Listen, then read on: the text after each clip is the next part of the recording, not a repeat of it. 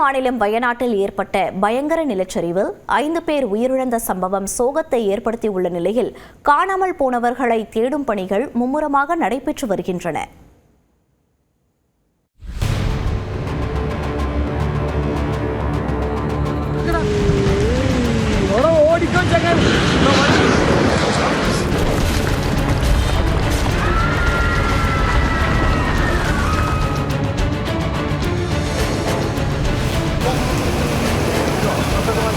வயநாடு நிலச்சரிவில் சிக்கிய மக்கள் உயிரை கையில் பிடித்துக் கொண்டு தப்பியோடிய அதிர்ச்சி காட்சிகளை இவை.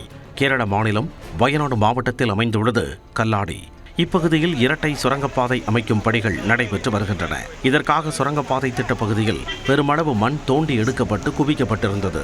இந்த சூழலில் அப்பகுதியில் அதீத கனமழை பெய்ததால் பெரும் மண் குவியல் திடீரென சரிந்து விழுந்தது. இதில் தொழிலாளர்களின் தற்காலிக குடியிருப்புகள், வீடுகள், தேவாலயம் உள்ளிட்டவற்றை சேரும் சகதியுமான மண் குவியல் மூடியது. மலையின் ஒரு பகுதி திடீரென சரிந்து விழுந்த பொழுது வேகமாக ஓடுங்கள் என ஒருவர் அலறியபடி ஓடிவர அதை பார்த்த மக்கள் உயிரை கையில் பிடித்துக் கொண்டு நாலாபுறமும் சிதறி ஓடினர்.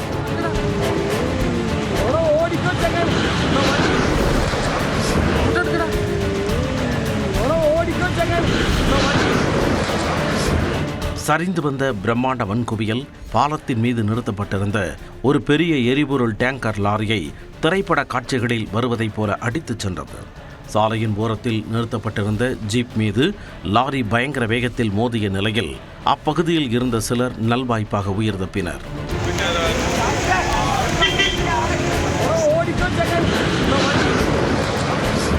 மேலும் சுரங்கப்பாதை தொழிலாளர்களை ஏற்றி செல்ல நிறுத்தப்பட்டிருந்த தனியார் பேருந்தை இந்த மண் சரிவு அப்படியே தள்ளிச் சென்று அருகில் இருந்த ஆற்றுக்குள் வீசியது.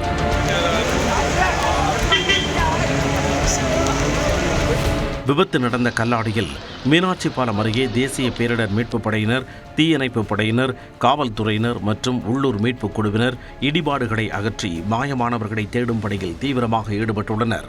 மோப்ப நாய்கள் வரவழைக்கப்பட்டும் பணிகள் தீவிரமாக நடைபெற்று வருகின்றன. இரவு நேரத்தில் மழை பெய்த நிலையில் மழைக்கு மத்தியிலும் மீட்புப் பணிகள் தொடர்ந்து நடைபெற்றன. விபத்து நடைபெற்ற இடத்தில் இடிபாடுகளில் பலர் சிக்கி இருக்கக்கூடும் என கருதப்படுவதால் உயிரிழப்பு எண்ணிக்கை மேலும் உயரலாம் என அஞ்சப்படுகிறது. வயநாட்டில் பல்வேறு காலகட்டங்களில் அவ்வப்போது நிலச்சரிவு ஏற்படுவது தொடர்கதையாக உள்ளது. குறிப்பாக 2024ஆம் ஆண்டு நிகழ்ந்த நிலச்சரிவில் 400க்கும் மேற்பட்டவர்கள் பலியான நிலையில் பலர் படுகாயமடைந்தனர். மேலும் பலரின் கதி என்னவானது என்றே தெரியாத நிலையில் நூற்றுக்கணக்கான வீடுகள், தேயிலை தோட்டங்கள், பள்ளிகள் மண்ணோடு மண்ணாக புதைந்தன. இந்த கொடூர விபத்தின் சுவடுகளில் இருந்தே மக்கள் இன்னும் முழுமையாக மீளாத நிலையில்தான் இப்படி ஒரு விபத்து தற்பொழுது நிகழ்ந்துள்ளது. இந்த நிலையில் தற்பொழுது கல்லாடி பகுதியில் நிலைமையை ஆய்வு செய்த கேரள முதலமைச்சர் வி.டி. சதீசன் தொடர்ந்து பெய்து வரும் கனமழை மீட்புப் பணிகளுக்கு பெரும் முட்டுக்கட்டையாக உள்ளதாக கவலை தெரிவித்தார். தோண்டி எடுத்து வைக்கப்பட்டிருந்த மண்ணை உரிய வானிலை எச்சரிக்கை விடுத்தும் முறையாக அகற்றாத ஒப்பந்ததாரரின் அலட்சியமே இந்த விபத்திற்கு காரணம் எனவும் முதலமைச்சர் வி.டி. சதீசன் குற்றம் சாட்டியுள்ளார். சுரங்கப்பாதையில் இருந்து தோண்டப்பட்ட மண்ணை அங்கேயே குவித்து வைத்ததே இந்த விபத்திற்கு காரணம் எனவும் இது மனிதர்களால் நடந்த நிலச்சரிவு எனவும் கேரள அமைச்சர்கள் ரமேஷ் சென்னிதாலா, டி. சித்திக் ஆகியோர் சாடியுள்ளனர். இதனிடையே கனமழைக்கான எச்சரிக்கை விடுக்கப்பட்டுள்ளதால் வயநாடு மற்றும் கோழிக்கோடு ஆகிய மாவட்டங்களில் உள்ள பள்ளி, கல்லூரிகள் உள்ளிட்ட அனைத்து கல்வி நிலையங்களுக்கும் இன்று விடுமுறை அறிவிக்கப்பட்டுள்ளது. ஒரு நிமிட செய்திகளை பார்க்கலாம். டாஸ்மாக் ஊழியர்களுக்கு 25 விழுக்காடு ஊதிய உயர்வு வழங்கப்படும் என மதுவிலக்கு மற்றும் ஆயத்தீர்வைத்துறை அமைச்சர் விக்னேஷ் தெரிவித்துள்ளார். சென்னை தலைமைச் செயலகத்தில் செய்தியாளர்களை சந்தித்தவர் யார் யாருக்கு எவ்வளவு ஊதியம் உயர்த்தப்படும் என விளக்கமளித்தார். உதவி விற்பனையாளர்களுக்கு 14,030 ரூபாயிலிருந்து 17,925 ரூபாய் ஊதிய உயர்வு வழங்கப்படும். விற்பனையாளர்களுக்கு 15,530 ரூபாயிலிருந்து 19,413 ரூபாயாக ஊதியத்தை உயர்த்தப்படுகிறது. சூப்பர்வைசர்களுக்கு 17,850 22,313 ரூபாயாக ஊதியங்கள் உயர்த்தி வழங்கப்படுகிறது. ஊதிய உயர்வு காரணமாக அரசுக்கு சுமார் 110 கோடி ரூபாய் கூடுதலாக செலவினம் ஏற்படும் என கூறிய அமைச்சர் விக்னேஷ் மதுபானங்களின் விலை அதிகரிக்கப்படாது என்றும் உறுதியளித்தார். அதே சமயம் டாஸ்மாகில் கூடுதல் விலைக்கு மதுபானங்களை விற்றால் கடும் நடவடிக்கை எடுக்கப்படும் என்று எச்சரித்தார். FL3 இந்த பப்பு அந்த மாதிரி இடங்களில் 21 வயதுக்கு உட்பட்டவர்களை உள்ளே நீங்கள் அலோவ் பண்ணிங்கன்னா உங்களுடைய அந்த லைசன்ஸ் ரத்து செய்யப்படும். இந்நிலையில் பார் உரிமங்கள் மேலும் 2 மாதங்களுக்கு நீட்டிக்கப்படுவதாக அமைச்சர் விக்னேஷ் தெரிவித்தார். தொழிற்சங்கங்களுடன் அரசு பேச்சுவார்த்தை நடத்தாமல் தன்னிச்சையாக தொகுப்பூதியத்தில் உயர்வு அறிவிக்கப்பட்டது ஏமாற்றம் அளிப்பதாக டாஸ்மாக் ஊழியர் மாநில சம்மேளனம் தெரிவித்துள்ளது. இது தொடர்பாக அறிக்கை வெளியிட்டுள்ள சம்மேளனம், பேச்சுவார்த்தை நடத்தாமல் டாஸ்மாக் ஊழியர்களின் ஊதியத்தில் 25% உயர்த்தப்பட்டுள்ளது. ஊழியர்கள் மத்தியில் ஏமாற்றத்தையும் விரக்தியையும் ஏற்படுத்தியுள்ளதாக குறிப்பிட்டுள்ளது. 23 ஆண்டுகளாக தொடர்ந்து பணிபுரிந்து வரும் டாஸ்மாக் ஊழியர்களுக்கு தொகுப்பூதியம் என்ற பெயரில் மிக குறைந்த ஊதியமே வழங்கப்படுவதாகவும், ஆனால் ரேஷன் கடைகள், ஆவின் பாரகங்கள் உள்ளிட்ட ஊழியர்களுக்கான பலன்களுடன் ஒப்பிடுகையில் இது மாற்றாந்தாய் போக்குடன் உள்ளதாகவும் தெரிவிக்கப்பட்டுள்ளது. அரசு இந்த தொகுப்பூதிய உயர்வை மறுபரிசீலனை செய்து தொழிற்சங்கங்களுடன் பேச்சுவார்த்தை நடத்தி அடிப்படை சம்பளத்துடன் கூடிய காலமுறை ஊதியம் வழங்க வேண்டும் என வலியுறுத்தப்பட்டுள்ளது. அதேபோல டாஸ்மாக் பணியாளர்களுக்கு பணி நிரந்தரம், காலமுறை ஊதியம், ஓய்வூதியம் உள்ளிட்டவற்றை வழங்க வேண்டும் என டாஸ்மாக் பணியாளர்கள் சங்கமும் கோரிக்கை விடுத்துள்ளது. காலி மது பாட்டில்களை திரும்பப் பெறும் பணிகளில் இருந்து பணியாளர்கள் விடுவிக்கப்படுவதை உடனடியாக செயல்படுத்த வேண்டும் எனவும் வலியுறுத்தப்பட்டுள்ளது. வரத்து அதிகரித்ததால் திண்டுக்கல், ஈரோடு காய்கறி சந்தைகளில் தக்காளியின் விலை கடுமையாக குறைந்துள்ளது. திண்டுக்கல் நகரில் மாநகராட்சிக்கு சொந்தமான காந்தி காய்கறி சந்தை செயல்பட்டு வருகிறது. ஆந்திரா, கர்நாடகா உள்ளிட்ட பல்வேறு மாநிலங்களில் இருந்து தக்காளி விற்பனைக்கு கொண்டுவரப்படுகிறது.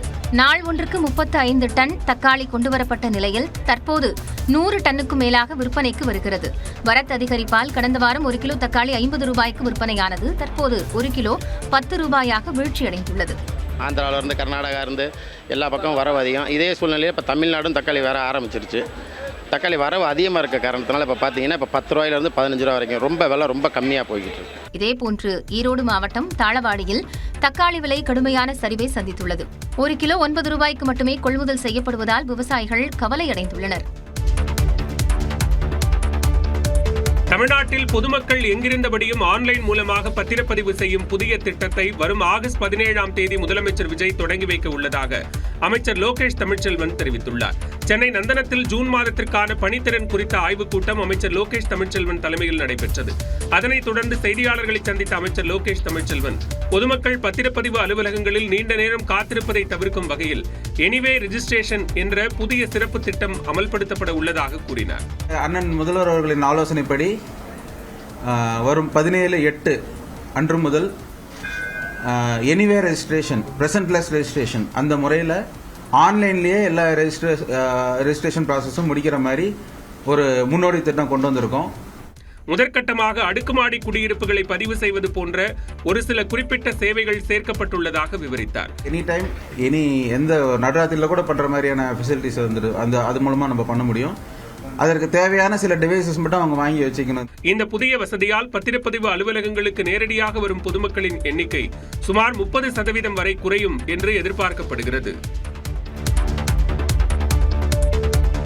தமிழ்நாட்டில் அடுத்த ஒரு வாரத்திற்கு வெப்பத்தின் தாக்கம் அதிகமாக இருக்கும் என தனியார் வானிலை ஆய்வாளர் ஸ்ரீகாந்த் தெரிவித்துள்ளார். நியூஸ் 18 தமிழ்நாட்டிற்கு பேட்டியளித்த அவர், தமிழ்நாட்டின் அடுத்த ஒரு வாரத்திற்கு சில இடங்களில் இயல்பை விட 5 டிகிரி செல்சியஸ் வரை கூடுதல் வெப்பம் பதிவாகலாம் எனவும் தெரிவித்துள்ளார்.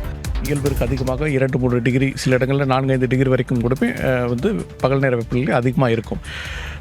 பெரும்பாலும் வறண்ட வானிலை இருக்கிறதுனால நமக்கு வெப்பசலனம் காரணமாக ஏற்படக்கூடிய மழையின் சான்சஸும் கம்மியாயிடுது. அதனால் என்ன ஆகுதுன்னா உங்களுக்கு ஈரப்பதம் இல்லாமல் இருக்கிறதுனால மழை மேகங்கள் உருவாக மாட்டேது. அதனால் இந்த வெப்பசலனம் காரணமாக சாதாரணமாக நமக்கு அந்த வெப்பத்தின் தணிக்கக்கூடிய அந்த சான்ஸும் இல்லாமல் இருக்குது. இதுக்கு ஒரு காரணம்னு பார்த்தீங்கன்னா எல்னினோ வலுவடையக்கூடிய காரணம். ஜூலை இறுதி வரையிலும் கூட மேட்டூர் அணையில் இருந்து நீர் திறக்க வாய்ப்பில்லாத சூழல் எழுந்துள்ளதாகவும் ஸ்ரீகாந்த் தெரிவித்துள்ளார்.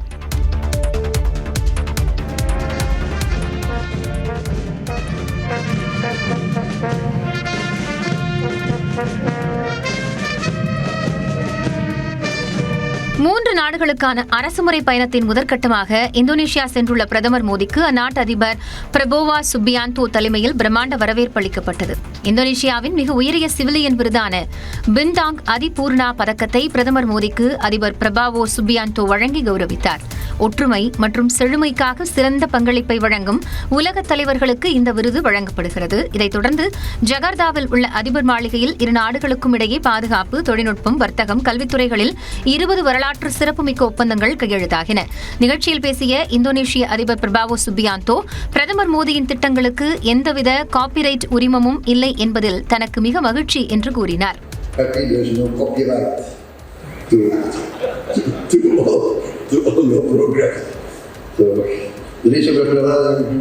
காப்பிரைட் எல்லைகளையெல்லாம் கடந்தது என்று பிரதமர் மோடி தெரிவித்தார். भारत इंडोनेशिया साझेदारी के एक नए युग का आह्वान करता हूं. தனது நட்பு, எதிர்கால கூட்டு முன்னேற்றத்திற்காக கங்கா மகாகம் தொலைநோக்கு திட்டத்தை அந்நாட்டு நாடாளுமன்றத்தில் பிரதமர் மோடி அறிமுகப்படுத்தினார். இங்கிலாந்துக்கு எதிரான 3வது 20 ஓவர் கிரிக்கெட் போட்டியில் இந்திய அணி 125 ரன்கள் வித்தியாசத்தில் படுதோல்வியை சந்தித்தது. ட்ரெண்ட் பிரிட்ஜில் நடைபெற்ற இப்போட்டியில் முதலில் களம் கண்ட இங்கிலாந்து இந்திய அணியின் பந்துவீச்சை சிறப்பாக எதிர்கொண்டு 201 ரன்களை குவித்தது. 7 விக்கெட்டுகளை இங்கிலாந்து இழந்த நிலையில் அதிகபட்சமாக பில் சால்ட் 70 ரன்களை குவித்தார். 202 ரன்களை எடுத்தால் வெற்றி என்ற இலக்குடன் களம் புகுந்த இந்தியா தொடக்கம் முதலே விக்கெட்டுகளை இழந்து தடுமாறியது. சூரியவன்ஷியும் இஷான் கிஷனும் தலா 13 ரன்களில் அவுட்டான நிலையில் அபிஷேக் சர்மாவும் அக்ஷர் பட்டேலும் தலா 10 ரன்களை எடுத்தனர். கேப்டன் ஸ்ரேயஸ் ஐயரும் 5 ரன்களுக்கு அவுட்டான நிலையில் ஒருவரும் 15 ரன்களை கூட தொடவில்லை. இதனால் 11.4 ஓவர்களிலேயே அனைத்து விக்கெட்டுகளையும் இழந்த இந்தியா 76 ரன்கள் மட்டுமே எடுத்து 125 ரன்கள் வித்தியாசத்தில் படுதோல்வியை சந்தித்தது. அபாரமாக பந்து வீசிய ஜோஸ் டாங் 4 விக்கெட்டுகளும், ஆர்ச்சர் 3 விக்கெட்டுகளையும் சாய்த்து இந்திய பேட்டிங் படையை நிலைகுலையச் செய்தனர். 5 போட்டிகள் கொண்ட இத்தொடரின் முதல் போட்டி மழையால் கைவிடப்பட்ட நிலையில் 2வது போட்டியில் இங்கிலாந்து வென்றிருந்தது. தற்போது 3வது போட்டியிலும் இங்கிலாந்து வெற்றியை சுவைத்ததால் 2-0 என அந்த அணி முன்னிலை வகிக்கிறது.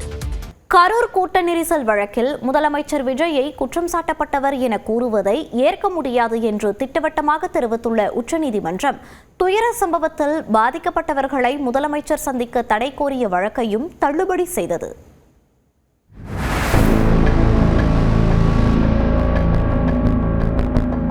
கரூர் கூட்ட நெரிசலில் 41 பேர் உயிரிழந்த வழக்கில் முதலமைச்சர் விஜய் மற்றும் அமைச்சர் ஆதவ் அர்ஜுனா ஆகியோர் சாட்சிகளை திசை திருப்பும் வகையில் பேசுவதாக கூறி திமுக அமைப்பு செயலாளர் RS பாரதி உச்சநீதிமன்றத்தில் இடையீட்டு மனு ஒன்றை தாக்கல் செய்திருந்தார். இந்த வழக்கு நீதிபதிகள் விஸ்வநாதன், அலோக் அராதே அமர்வில் விசாரணைக்கு வந்தது. திமுக தரப்பில் ஆஜரான மூத்த வழக்கறிஞர் ரஞ்சித் குமார், கரூர் கூட்ட நெரிசலில் ஏற்பட்ட உயிரிழப்பு தொடர்பாக முதலமைச்சர் மற்றும் அமைச்சர் ஆதவ் அர்ஜுனா ஆகியோர் பொதுவெளியில் கருத்து தெரிவிப்பதற்கு தடை விதிக்க வேண்டும் என்று முறையிட்டார். அப்போது குறுக்கிட்ட நீதிபதிகள், முதலமைச்சரின் பேச்சை ஒழுங்குபடுத்த உத்தரவிட வேண்டுமென எதிர்பார்க்கிறீர்களா என்று வினவினர். ஆனால் நீதிமன்ற உத்தரவை மீறும் விதமாக கரூர் சம்பவத்தில் அவதூறு பரப்பப்படுவதாகவும் பொதுவெளியில் வெவ்வேறு கருத்துக்களை பரப்பி வருபவர்கள் மீது சிபிஐ விசாரணைக்கு உத்தரவிட வேண்டும் என்றும் திமுக தரப்பு வழக்கறிஞர் வாதிட்டார். சிபிஐ விசாரணை நடைபெற்று வரும் நிலையில் கரூர் துயர் சம்பவத்தில் பாதிக்கப்பட்டவர்களை முதலமைச்சர் விஜய் சந்திப்பதற்கு கட்டுப்பாடு விதிக்க வேண்டும் என்றும் முறையிட்டார். தொடர்ந்து முதலமைச்சர் விஜயை குற்றம் சாட்டப்பட்ட நபர் என திமுக தரப்பு வழக்கறிஞர் ரஞ்சித் குமார் கூறிய போது அதற்கு கடும் ஆட்சேபம் தெரிவித்த நீதிபதிகள், முந்தைய திமுக ஆட்சியில் பதிவு செய்யப்பட்ட முதல் தகவல் அறிக்கையில் கூட விஜயை குற்றம் சாட்டப்பட்ட நபராக சேர்க்கவில்லை என்றும், தயவு செய்து ஆவணங்களை சரியாக படித்து பார்த்துவிட்டு பேச வேண்டும் என்றும் அறிவுறுத்தினர். வழக்கு தொடர்பாக சில கருத்துக்களை முதலமைச்சரோ அமைச்சர்களோ தெரிவித்தால் அதற்கு அவமதிப்பு வழக்குதானே தொடர முடியும் என்றும் சுட்டிக்காட்டிய நீதிபதிகள், தனிப்பட்ட சண்டைகளை நீதிமன்றத்திற்கு வெளியே வைத்துக் கொள்ளும்படி அறிவுறுத்தியதுடன் இந்த வழக்கை இப்போதே தள்ளுபடி செய்ய வேண்டியிருக்கும் என்று கருத்து தெரிவித்தனர். அப்போது மனுவை வாபஸ் பெறுவதாக திமுக தரப்பில் தெரிவிக்கப்பட்டது. இதனை ஏற்றுக்கொண்ட நீதிபதிகள் கரூர் வழக்கை கண்காணிக்க நியமிக்கப்பட்டுள்ள ஓய்வு பெற்ற நீதிபதி அஜய் ரஸ்தோகி குழுவிடம் இது பற்றி புகார் அளிக்கும்படி ஆலோசனை வழங்கி மனுவை தள்ளுபடி செய்து உத்தரவிட்டனர். நீதிமன்ற அறிவுறுத்தல்படி அமைச்சர் ஆதவ் அர்ஜுனா மீது திமுக சார்பில் அவமதிப்பு வழக்கு தொடரப்படும் என்று மூத்த வழக்கறிஞர் வில்சன் தெரிவித்தார். உச்சநீதிமன்றம் ஆதவ் அர்ஜுனா மேலே கண்டெம்ட் ஆஃப் கோர்ட் எடுப்பதாக நீங்கள் கூறி உள்ளீர்கள். அந்த கண்டெம்ட் ஆஃப் கோர்ட்டை நீங்கள் சொல்லும் பொழுது இந்த வழக்கு தேவைதானா என்று கேட்டார்கள். உச்சநீதிமன்றத்தின் அறிவுறுத்தின் பேரில் இந்த மனுவை வாபஸ் வாங்கி அந்தந்த அதிகாரிகளுக்கு முன்னாடி இந்த விஷயங்கள் என்ன சொல்லப்பட்டுள்ளதோ, மனுவில் சொல்லப்பட்டுள்ளதோ அதை பற்றி எடுத்து செல்வதற்கு வழிவகுத்துள்ளார்கள். கரூர் துயர சம்பவத்தில் பாதிக்கப்பட்டவர்களை முதலமைச்சர் விஜய் நேரில் சந்திக்க கட்டுப்பாடு கோரி திமுக தொடர்ந்த வழக்கு தள்ளுபடி செய்யப்பட்ட நிலையில் முதலமைச்சர் விஜய் வரும் வெள்ளிக்கிழமை கரூர் செல்ல உள்ளார். இந்த பயணத்தின் போது கடந்த ஆண்டு செப்டம்பர் 27ஆம் தேதி நடைபெற்ற பரப்புரை கூட்டத்தில் ஏற்பட்ட நெரிசலில் சிக்கி உயிரிழந்தவர்களின் குடும்பங்களை முதலமைச்சர் நேரில் சந்தித்து ஆறுதல் தெரிவிக்க உள்ளார். அதன்பின் மக்கள் சந்திப்பு நிகழ்ச்சிக்கும் திட்டமிடப்பட்டுள்ளது. இந்த நிகழ்ச்சிக்காக கரூர் மாவட்டம் மண்மங்கலத்தில் உள்ள தனியார் கல்லூரி வளாகத்தில் பந்தல் அமைப்பதற்கான பணி தொடங்கி நடைபெற்று வருகிறது. காலை விரைவுச் செய்திகளை பார்க்கலாம். கடலூர் மாவட்டம் திட்டக்குடி அடுத்துள்ள அரங்கூர் கிராமத்தில் வீட்டின் பின்பக்க பூட்டை உடைத்து 50 சவரன் தங்க நகைகளை மர்ம நபர்கள் திருடிச் சென்றனர். கணவர் அர்ஜுனன் மலேசியாவில் பணியாற்றி வரும் நிலையில் மனைவி சத்யா உறவினர் துக்க நிகழ்வில் பங்கேற்க வெங்கனூர் சென்றுள்ளார். இந்நிலையில் வீட்டில் யாரும் இல்லாத நேரம் பார்த்து வீட்டின் பின்பக்க பூட்டை உடைத்து பீரோவில் இருந்த 50 சவரன் தங்க ஆபரணங்களை மர்ம நபர்கள் திருடிச் சென்றுள்ளனர். இது தொடர்பாக ராமநத்தம் காவல் நிலைய காவலர்கள் தடயங்களை சேகரித்து விசாரணை நடத்தி வருகின்றனர். கர்நாடக மாநிலம் குடகு மாவட்டம் மள்ளலி நீர்வீழ்ச்சியில் ஆபத்தான பகுதிக்குள் சென்று ரீல்ஸ் எடுக்க முயன்ற கல்லூரி மாணவர்கள் திடீரென நீர்வரத்து அதிகரித்ததால் பாறையில் சிக்கிக் கொண்டனர்.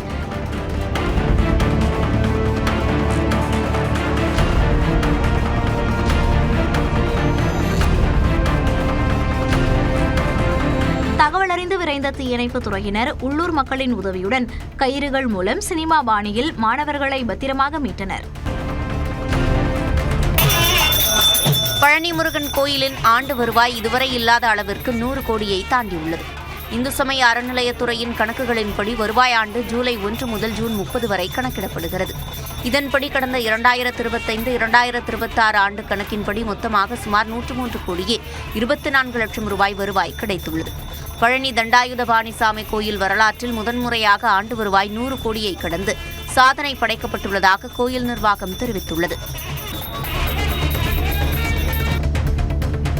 சிவகங்கை மாவட்டம் திருபுவனம் அருகே அரசு பேருந்தின் நடுவில் இருந்த பலகை சரிவர மூடப்படாமல் இருந்ததால் விபத்துக்குள்ளாகும் சூழல் ஏற்பட்டது. வாகைக்குளம் கிராமத்திலிருந்து திருபுவனம் வழியாக மதுரை நோக்கி சென்று கொண்டிருந்த இந்த பேருந்தில் நடுப்பகுதியில் பலகை சரிவர மூடப்படவில்லை என கூறப்படுகிறது.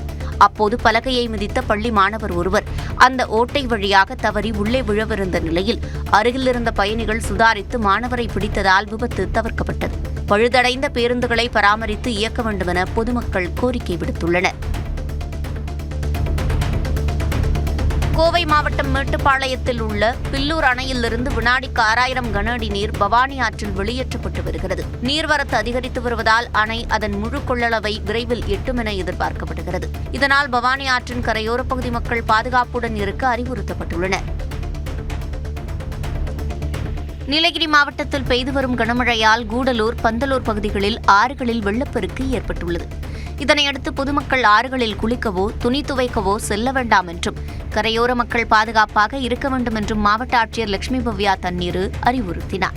மேலும் கூடலூர் மற்றும் பந்தலூர் பகுதிகளில் நிவாரண முகாம்கள் தயார் நிலையில் இருப்பதாகவும் அவர் தெரிவித்தார். தயவுசெய்து ஆற்றுல எதர் ஸ்விம்மிங் பண்ணுறதுக்கோ இல்லையா பாத் பண்ணுறதுக்கோ வேறு எந்த விளையாடுறதுக்கோ ஸ்டூடெண்ட்ஸ் பசங்க இல்லைன்னா anybody of any age please தயவுசெய்து போக வேண்டாம். Because it is very dangerous during rainy season. Perambalur மாவட்டம் குன்னம் அருகே அந்தூர் கிராமத்தில் திரௌபதி அம்மன் ஆலய தீமிதி திருவிழா அதிவிமர்சையாக நடைபெற்றது. ஏராளமான பக்தர்கள் கலந்து கொண்டு தீமிதித்து நேர்த்திக்கடன் செலுத்தினர். சுற்றுவட்டார கிராமங்களைச் சேர்ந்த மக்கள் சாமி தரிசனம் மேற்கொண்டனர்.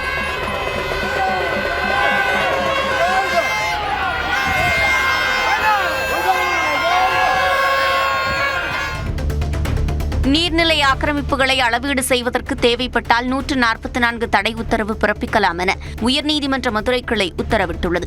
ஆலங்குடி அருகே உள்ள கல்லாளங்குடி கிராமத்தில் உள்ள சமுத்திரக்குளம் நீர்நிலை ஆக்கிரமிப்பை அகற்ற நீதிமன்றம் உத்தரவிட்டும் நடவடிக்கை எடுக்காததால் நீதிமன்ற அவமதிப்பு நடவடிக்கை கோரி முருகேசன் என்பவர் மனு தாக்கல் செய்தார். இதனை விசாரித்த நீதிபதிகள் GR சுவாமிநாதன், புகழேந்தி ஆகியோர் அந்த நிலத்தை அளவீடு செய்வதற்கும் ஆக்கிரமிப்பாளர்களுக்கு நோட்டீஸ் வழங்குவதற்கும் தேவையான பாதுகாப்பை வருவாய்த்துறையினருக்கு புதுக்கோட்டை மாவட்ட SP வழங்க வேண்டும் என உத்தரவிட்டனர். கடலூர் மாவட்டம் திட்டக்குடி அடுத்துள்ள அரங்கூர் கிராமத்தில் வீட்டின் பின்பக்க பூட்டை உடைத்து 50 சவரன் தங்க நகைகளை மர்ம நபர்கள் திருடிச் சென்றனர். கணவர் அர்ஜுனன் மலேசியாவில் பணியாற்றி வரும் நிலையில் மனைவி சத்யா உறவினர் துக்க நிகழ்வில் பங்கேற்க வெங்கனூர் சென்றுள்ளார். இந்நிலையில் வீட்டில் யாரும் இல்லாத நேரம் பார்த்து வீட்டின் பின்பக்க பூட்டை உடைத்து பீரோவில் இருந்த 50 சவரன் தங்க ஆபரணங்களை மர்ம நபர்கள் திருடிச் சென்றுள்ளனர். இது தொடர்பாக ராமநத்தம் காவல் நிலைய காவலர்கள் தடயங்களை சேகரித்து விசாரணை நடத்தி வருகின்றனர். கேரள மாநிலம் எர்ணாகுளம் மாவட்டத்தில் கிணற்றில் விழுந்த யானை நீண்ட போராட்டத்திற்கு பிறகு பாதுகாப்பாக மீட்கப்பட்டது. கோதமங்கலம் அருகே கூவப்பாறை பகுதியில் உள்ள அலியார் என்பவருக்கு சொந்தமான விவசாய கிணற்றில் ஆண் யானை ஒன்று தவறி விழுந்துள்ளது. தும்பிக்கை மற்றும் தலையில் லேசான காயங்களுடன் தவித்த யானையை கண்ட பகுதி மக்கள் வனத்துறையினருக்கு தகவல் கொடுத்தனர். இதையடுத்து விரைந்த வனத்துறையினர் ஜேசிபி உதவியுடன் கிணற்றின் அருகே பெரிய பள்ளத்தை தோண்டினர். பின்னர் அந்த வழியில் யானை பாதுகாப்பாக வெளியேறியது. வேலூர் மாவட்டம் காட்பாடி அருகே கார்னாம்பட்டு அரசு மேல்நிலைப் பள்ளியில் போதிய வகுப்பறைகள் இல்லாததால் 6 முதல் 8ஆம் வகுப்பு வரை படிக்கும் 300 மாணவர்களுக்கு வராண்டா மற்றும் தரக்கொட்டகையில் பாடங்கள் நடத்தப்படுகின்றன. 650 மாணவர்கள் படிக்கும் பள்ளியில் கூடுதல் வகுப்பறைகள் மற்றும் அடிப்படை வசதிகளை உடனடியாக ஏற்படுத்தி தர வேண்டும் என பெற்றோர் கோரிக்கை விடுத்துள்ளனர். கிருஷ்ணகிரி மாவட்டம் ஒசூர் கெலவரப்பள்ளி அணை நீர் மாசடைந்திருப்பது தொடர்பாக தமிழக சுற்றுச்சூழல் துறை அமைச்சர் ராஜீவ் நேரில் ஆய்வு செய்தார். பெங்களூருவிலிருந்து கழிவுநீர் தென்பெண்ணை ஆற்றில் திறந்துவிடப்பட்டதால் துர்நாற்றம் வீசியதுடன் நுரை பொங்கி வந்தது. இது தொடர்பாக ஆய்வு செய்த அமைச்சர் ராஜீவ் நீர் மாசு குறித்து கர்நாடக அரசுடன் பேச்சுவார்த்தை நடத்தப்படும் என கூறினார். எங்க முதலமைச்சர் வந்து கேட்டிருக்காங்க அதை பத்தி டீட்டெயில் ரிப்போர்ட். அதுக்காக தான் நான் வந்திருக்கேன். ஆய்வு பண்ணி அதை கொடுத்து ஒரு சுகமான நிலைமையில அவங்க கவர்மெண்டோட பேசி கண்டிப்பா ஒரு ரெக்டிஃபிகேஷன் பண்ணுவாங்க. மகாராஷ்டிராவில் 2 நாட்களுக்கு பிறகு மழை குறைந்த நிலையில் மக்கள் இயல்பு வாழ்க்கைக்கு திரும்பி வருகின்றனர். அதே நேரம் குஜராத், ஹரியானா மாநிலங்கள் வெள்ளத்தில் தத்தளிக்கும் நிலையில் உத்தரப்பிரதேசம், உத்தராகண்ட், ஜம்மு காஷ்மீர் மாநிலங்களிலும் கனமழையால் கடும் வெள்ளப்பெருக்கு ஏற்பட்டுள்ளது. மகாராஷ்டிரா மாநிலத்தின் தலைநகர் மும்பை உள்ளிட்ட பகுதிகளில் கடந்த சில நாட்களாக கனமழை கொட்டித் தீர்த்தது. எங்கு பார்த்தாலும் வெள்ளக்காடாக காட்சியளித்த நிலையில் 2 நாட்களுக்கு பிறகு நேற்று மழை குறைந்தது. புறநகர் ரயில் சேவைகள் உள்ளிட்டவை தொடங்கின. எனினும் பால்கர் மாவட்டத்தில் உள்ள வசாய் பகுதியில் வெள்ளம் தேங்கியுள்ளது. இதன் காரணமாக மும்பை அகமதாபாத் நெடுஞ்சாலையில் போக்குவரத்து பாதிக்கப்பட்டது. வெள்ளத்திற்கு மத்தியில் பிவாண்டி பகுதியில் உள்ளூர் நபர் ஒருவர் ஸ்பைடர்மேன் போன்று உடை அணிந்து போக்குவரத்தை சீர் செய்யும் பணியில் ஈடுபட்டார். புனேவில் உள்ள ஆலந்தி ஆற்றில் வெள்ளம் கரை புரண்டு ஓடுகிறது. இதன் காரணமாக குடியிருப்புகளுக்குள் நீர் புகுந்து மக்கள் அவதிக்கு உள்ளாகினர்.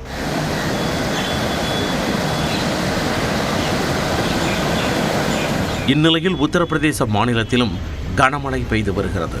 இதன் காரணமாக மதுரா பகுதியில் பல்வேறு இடங்களிலும் வெள்ள நீர் சூழ்ந்தது.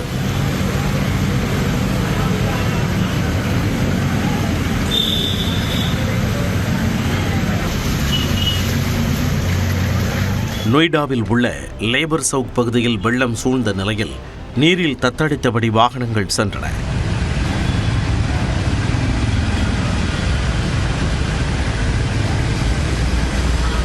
குஜராத்தின் நவ்சார் பகுதியில் வெள்ளத்தில் கார் சிக்கிக் கொண்டது. அதில் இருந்த பயணிகளை மீட்கும் பணியில் மீட்புப் படையினர் ஈடுபட்டனர்.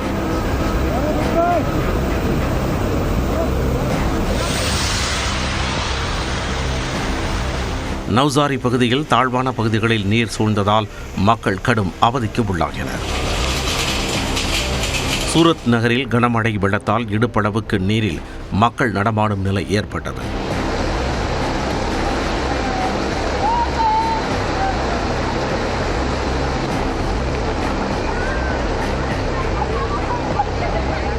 பல்வேறு வீடுகள் மற்றும் சாலைகள் சேதமடைந்தன. பொதுமக்களின் இயல்பு வாழ்க்கை பாதிக்கப்பட்டதுடன் போக்குவரத்து நெரிசலும் ஏற்பட்டது.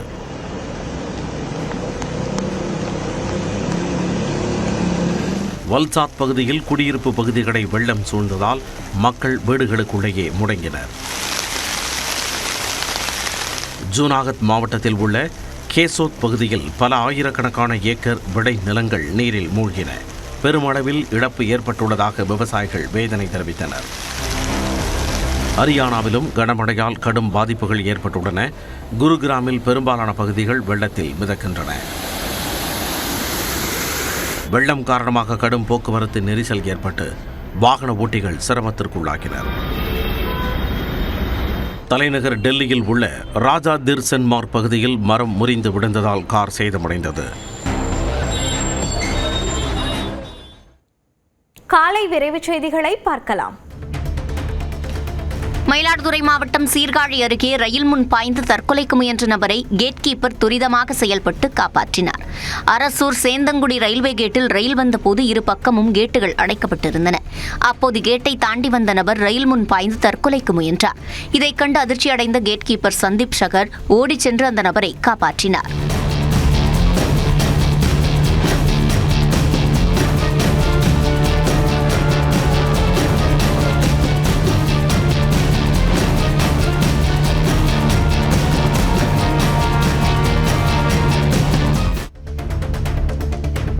திருவண்ணாமலை மாவட்டம் ஆரணி அரசு மருத்துவமனையில் ஓபி சீட்டு பெற ஆதார் ஓடிபி கட்டாயமாக்கப்பட்டதால் தொடர்ந்து 2வது நாளாக நோயாளிகள் கடும் சிரமத்திற்கு உள்ளாகினர். நோயாளிகளும் மாற்றுத்திறனாளிகளும் 3 மணி நேரத்திற்கும் மேலாக நீண்ட வரிசையில் காத்திருக்க வேண்டிய நிலை உள்ளதாக மக்கள் புகார் தெரிவிக்கின்றனர்.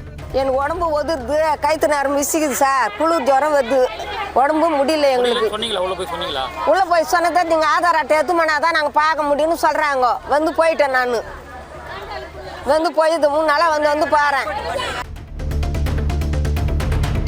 திண்டுக்கல் மாவட்டம் பழனி அருகே தொப்பம்பட்டி வட்டார வளர்ச்சி அலுவலகத்தில் லஞ்ச ஒழிப்பு துறையினர் நடத்திய அதிரடி சோதனையில் கணக்கில் வராத 4,21,000 ரூபாய் பணம் பறிமுதல் செய்யப்பட்டது. அரசு திட்டங்களை செயல்படுத்துவதிலும் நிதி ஒதுக்கீட்டிலும் முறைகேடுகள் நடைபெறுவதாகவும் லஞ்ச பணம் கைமாறுவதாகவும் லஞ்ச ஒழிப்பு துறையினருக்கு ரகசிய தகவல் கிடைத்தது. இதன் அடிப்படையில் நடத்தப்பட்ட சோதனையில் கணக்கில் வராத 4,21,250 ரூபாய் ரொக்கப் பணத்தை லஞ்ச ஒழிப்பு போலீசார் பறிமுதல் செய்தனர். வட்டார வளர்ச்சி அலுவலர்கள் மற்றும் ஊழியர்களிடம் விசாரணை நடைபெற்று வருகிறது. பழனி அருகே கரடி கூட்டம் தாதநாயக்கன்பட்டி சாலையில் உள்ள தனியார் தேங்காய் நார் மில்லில் ஏற்பட்ட திடீர் தீ விபத்தில் குடோன் முழுவதும் தீ பரவி பல லட்சம் ரூபாய் மதிப்பிலான பொருட்கள் எரிந்து சேதமடைந்தன. தகவல் அறிந்து விரைந்த தீயணைப்பு துறையினர் 2 தீயணைப்பு வாகனங்களுடன் தீயை அணைக்கும் பணியில் ஈடுபட்டனர். தீயின் தாக்கம் அதிகமாக இருந்ததால் தனியார் தண்ணீர் லாரிகளும் பயன்படுத்தப்பட்டன. தீ விபத்திற்கான காரணம் குறித்து காவல்துறையினர் விசாரணை நடத்தி வருகின்றனர்.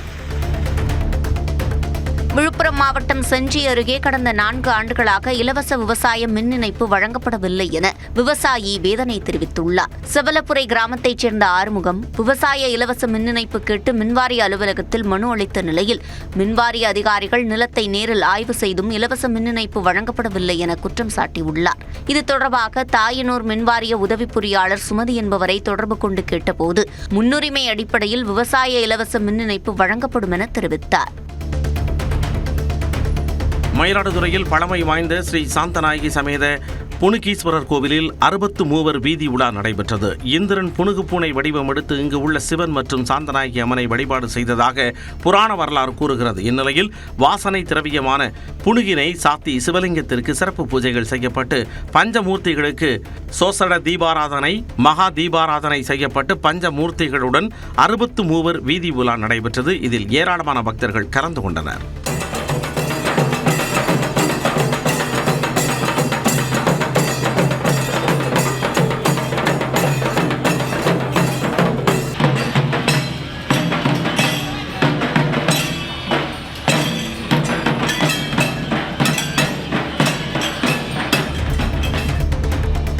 கள்ளக்குறிச்சி மாவட்டம் கல்வராயன் மலையில் சில்வர் ஓக் மரங்களுக்கு பதிலாக மா உள்ளிட்ட நாட்டு வகை மரங்களில் மிளகு சாகுபடி செய்து விவசாயி ஒருவர் அசத்தி வருகிறார். சில்வர் ஓக் மரங்கள் வளர 7 ஆண்டுகள் ஆவதோடு அவை தண்ணீரை அதிகம் உறிஞ்சுவதாலும் மா மற்றும் நாட்டு வகை மரங்களுக்கு மாறியதாக விவசாயி ஆனந்தன் தெரிவித்துள்ளார். வேலூர் மாவட்டம் அள்ளிமலை அருகே பருவமழை பொய்த்ததால் ஆயிரக்கணக்கான ஏக்கர் நெற்பயிர்கள் காய்ந்து பாதிக்கப்பட்டுள்ளன. இப்பகுதியில் சொர்ணவாரி பருவத்திற்காக சுமார் 1500 ஹெக்டேர் பரப்பளவில் நெல் நடவு செய்யப்பட்டிருந்த நிலையில் போதிய மழையின்றி நிலத்தடி நீர்மட்டம் சரிந்து பயிர்கள் கருகின. இதனால் பயிர்களை மாடுகளை வைத்து மேயவிட்ட விவசாயிகள் பாதிக்கப்பட்ட பயிர்களுக்கு நிவாரணமும் பயிர்க்கடன் தள்ளுபடியும் வழங்க தமிழக அரசு நடவடிக்கை எடுக்க வேண்டும் என்று கோரிக்கை விடுத்துள்ளனர். தூத்துக்குடி வட்டார போக்குவரத்து அலுவலகத்தில் புதிதாக கொண்டுவரப்பட்ட தானியங்கி கணினிமயமாக்கப்பட்ட ஓட்டுநர் தேர்வு தளத்தால் கடந்த ஒரு மாதத்தில் தேர்வெழுதிய 28 பேரில் 27 பேர் தோல்வியடைந்துள்ளனர். H வடிவ ஓட்டுநர் தளத்தின் மையப்பகுதி வெறும் 3.5 மீட்டர் அளவு மிக குறைவாக இருப்பதால் வாகனங்களை திருப்பும் போது சென்சார்களில் உரசி அனைவரும் தோல்வியடைகின்றனர். தோல்வியடைந்தால் மீண்டும் மீண்டும் கட்டணம் செலுத்த வேண்டியிருப்பதால் பொதுமக்கள் உரிமம் பெற ஆர்வம் காட்டாமல் தவிர்ப்பதாக கூறப்படுகிறது. தஞ்சாவூர் மாவட்டம் நாச்சியார்கோவில் அருகே 15 வயது சிறுமிக்கு பாலியல் தொல்லை கொடுத்ததாக கார் ஓட்டுநர் போக்சோ சட்டத்தின் கீழ் கைது செய்யப்பட்டார். முகமது கயூப் என்ற அவருக்கு 15 வயது சிறுமி ஒருவருடன் பழக்கம் ஏற்பட்ட நிலையில் சிறுமியை மிரட்டி பாலியல் தொந்தரவு செய்ததாக கூறப்படுகிறது. இதுகுறித்து அளிக்கப்பட்ட புகாரில் விசாரணை மேற்கொண்ட காவல்துறையினர் முகமது கயூப்பை போக்சோ சட்டத்தின் கீழ் கைது செய்தனர்.